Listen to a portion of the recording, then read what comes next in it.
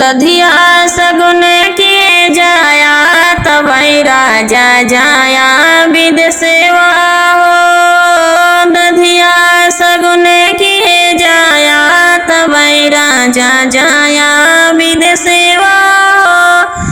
तोहरे मम्मी राजा करी है झगड़ेवा, तोहरे मम्मी राजा करी है झगड़ेवा। उनका नैहर करे जाया बलम जब जाया विदेशवा हो। दधिया सगुन किए जाया बलम जब जाया विदेशवा हो।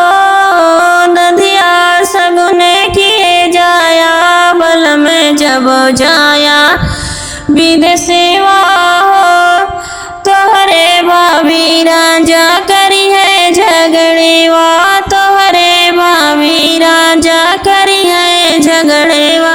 उनका अलग किए जाया बलम जब जाया विदेशवा हो। दधिया सगुन किए जाया बलम जब जाया विदेशवा हो।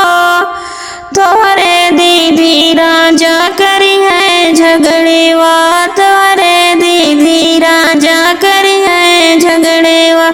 उनका ससुर किए जाया बलम जब जाया विदेशवा हो। दधिया सगुन किए जाया बलम जब जाया